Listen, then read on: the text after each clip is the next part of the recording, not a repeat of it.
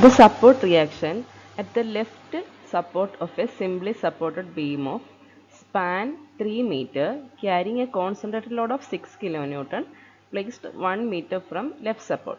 Okay, the support reaction at the left support of a simply supported beam. Here they are shown a simply supported beam.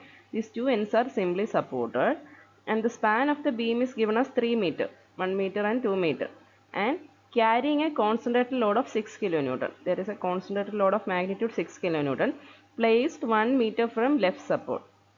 Okay, we need to find the support reaction of the at the left support. We can write this reaction as Ra and Rb. Ra plus Rb equal to 6 kilonewton. We know that sigma moment about any of these supports is 0.